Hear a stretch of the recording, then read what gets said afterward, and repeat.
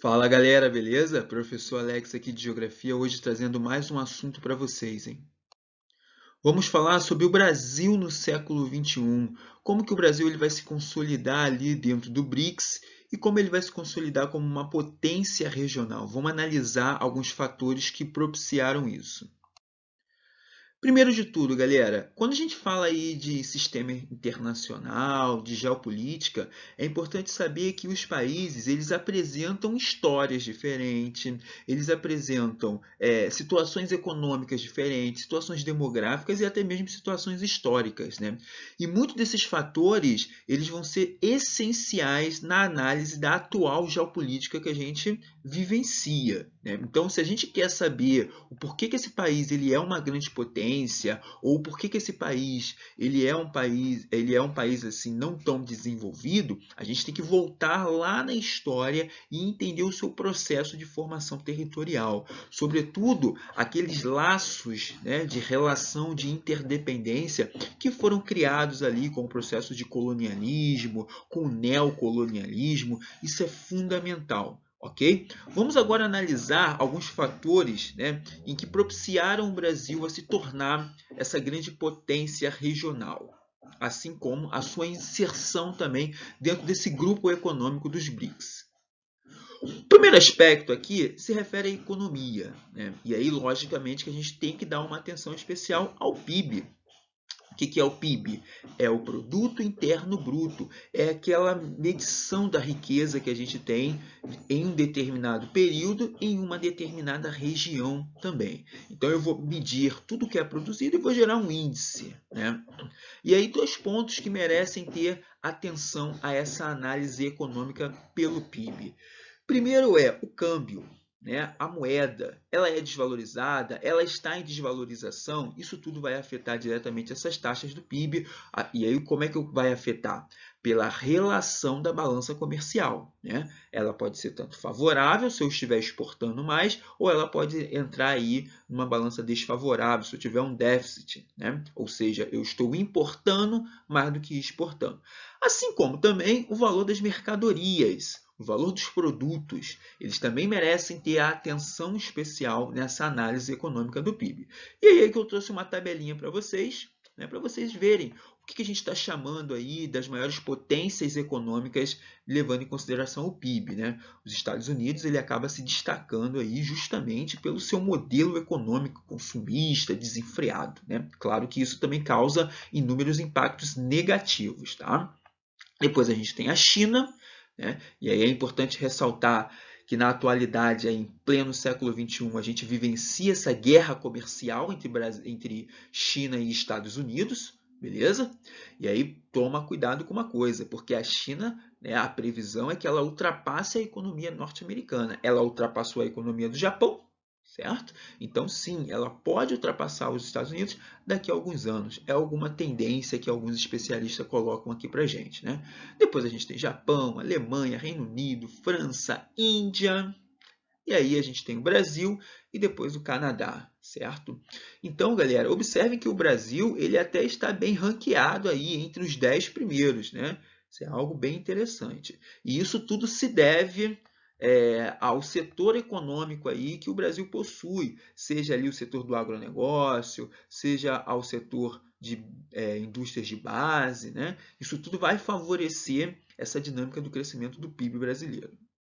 O próximo fator se refere aos padrões sociais, e aí a gente tem que buscar analisar o IDH, o Índice de Desenvolvimento Humano, né? E aí qual é o objetivo desse IDH?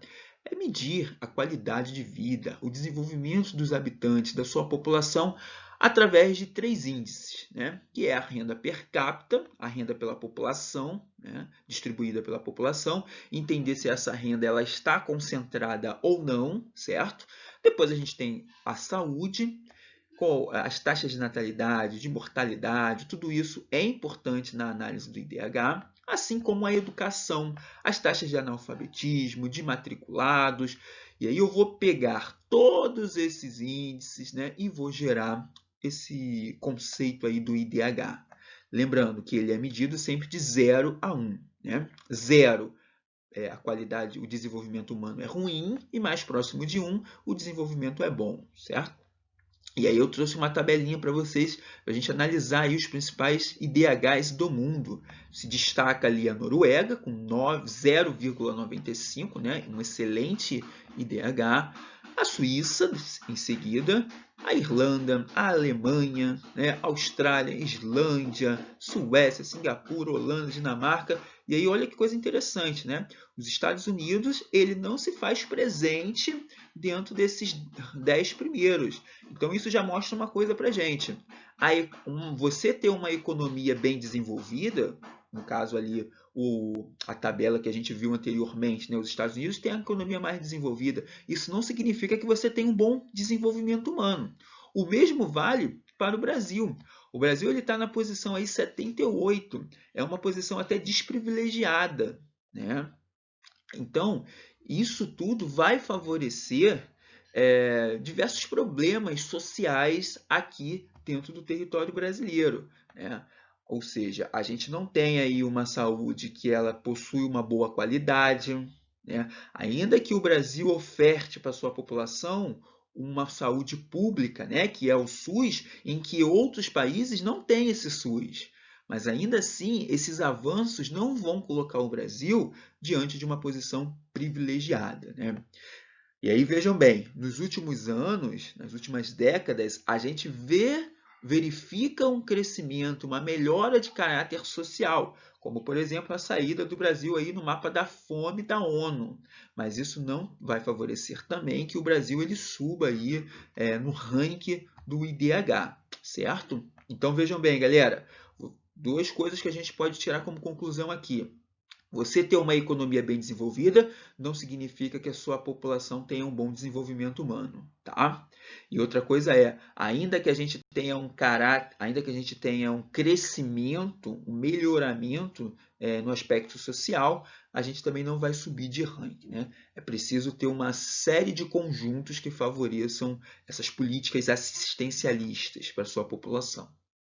O outro aspecto é a demografia, a força populacional, a força demográfica, né? Hoje no mundo a gente conta aí com aproximadamente 7 bilhões de habitantes, né? E que essa população ela é completamente distribuída de forma desigual. Vale mencionar aqui os dois países mais populosos, né? A China e a Índia, que representam 40% da população mundial de todo o planeta, né, galera? Então, olha que coisa absurda, né? Ali naquela região do Sudeste Asiático, é onde eu vou encontrar quase que a metade de toda a população do Brasil. Claro que a gente tem que levar em consideração as outras regiões ecúmenas, né, que são essas regiões não habitadas do nosso planeta. Mas que, de certa forma, esses dois países apresentam uma grande densidade, uma grande população em seu território, né? E aí, se a gente for observar essa tabelinha que eu trago para vocês, a gente tem lá a China, a Índia, os Estados Unidos, a Indonésia, o Paquistão. Olha aí o Brasil, na sexta posição. Então, o Brasil ele também apresenta um grande quantitativo populacional aqui no seu território, com cerca de 212 habitantes, né? Milhões de habitantes no seu território. Agora, o fato de você ter uma grande população no seu território induz também pontos positivos e negativos, né? Positivos no sentido de você ter ali uma grande mão de obra, uma abundância em mão de obra, né? Negativo no sentido de você ter aí que ofertar para essa população melhores condições de vida, melhores condições de trabalho, criar políticas sociais. Isso não é uma coisa tão fácil, né? Uma vez também que você tenha uma política concentrada, hierarquizada, então isso vai dificultar muito o desenvolvimento daquele país. Agora, lógico, né? Aquele país que apresenta uma demanda por mão de obra, né? Ou melhor, aquele país que apresenta uma abundância em mão de obra, vai chamar a atenção dos grandes investidores e que se torna um país e uma região excelente de atração para as indústrias multinacionais, né? É aquela ideia. Eu tenho uma abundância em mão de obra, consequentemente eu vou ter aí, né, uma mão de obra que ela não é tão qualificada, então eu vou atrair essa indústria para essa região, na busca ali de melhorar os custos da minha produção. Outro ponto se refere à dimensão territorial. O Brasil também é privilegiado juntamente com outros países nesse quesito, né? Como Canadá, Estados Unidos, Rússia e a própria China, que também apresenta, né, uma grande densidade demográfica, uma grande população no seu território. E aí vejam bem, galera, o fato de você ter aí grandes extensões territoriais é ideal, né, na exploração de recursos naturais. O Brasil, por exemplo, ele tem aí exploração de minérios de ferro, de bauxita, de nióbio. Isso é essencial também para consolidar aí se a gente for fazer uma equação final da economia, né, isso é essencial para consolidar o Brasil, como os outros países também, né, como uma potência. Pensando agora o papel do Brasil nessa geopolítica, né, do mundo. Alguns dados que a gente tem que levar em consideração que a gente já falou aqui. O Brasil ele apresenta a sexta maior população do mundo. Né? O Brasil ele é o quinto país em extensão territorial. Ele está entre as 10 maiores economias. E aí vejam bem, né, abre-se um parêntese aqui. Não é porque o Brasil tem uma boa economia, ou melhor, está entre as 10 melhores economias, que ele também vai ser um país que apresenta um bom IDH. Tá bom? Uma economia boa não significa um IDH bom. Né? Então, o Brasil ele vai ser caracterizado também, além de ter uma economia favorável, diversos problemas sociais. Né? Diversos problemas sociais. Falta de infraestrutura, né? Violência. Isso é um dos sérios problemas que o Brasil enfrenta aí na sua atualidade. Agora, isso tudo vai consolidar o Brasil como uma economia emergente. O Brasil ele é enquadrado nessa categoria de economia emergente, um país emergente, que significa o quê? Ele não é um país desenvolvido, mas ele também não é um país subdesenvolvido, se a gente for pensar nessa classificação, né? nessa forma de regionalizar os países no mundo. Então vejam bem, essa economia emergente seria um momento ali transitório, né? O país ele deixa de se tornar aquele país subdesenvolvido e ele está se encaminhando, ele está melhorando os seus índices, melhorando a sua qualidade, né? Taxas econômicas e tudo mais.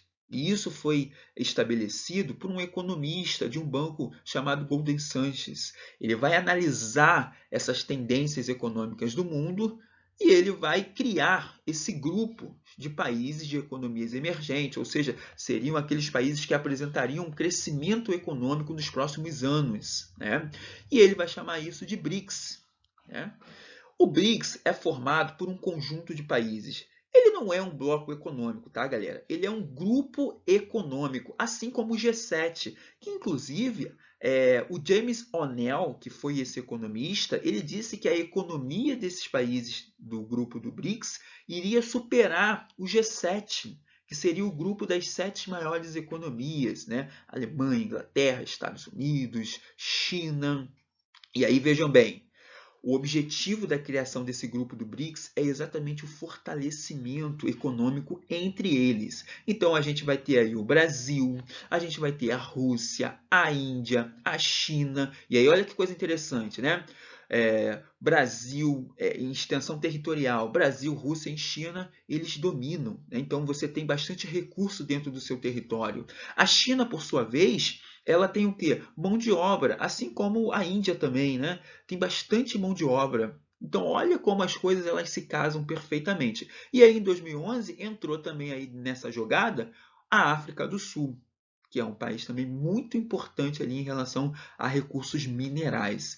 Então, esse grupo econômico de países com economias emergentes, eles vieram exatamente com o objetivo de fortalecimento, de contribuir para diminuir essas desigualdades sociais dentro do seu território, né? Se fortalecer mutuamente. Agora, toma cuidado, o BRICS ele não é um bloco econômico, tá? Ele é um grupo de países. Bom, galera, vou finalizando por aqui. Obrigado pela atenção e até a próxima.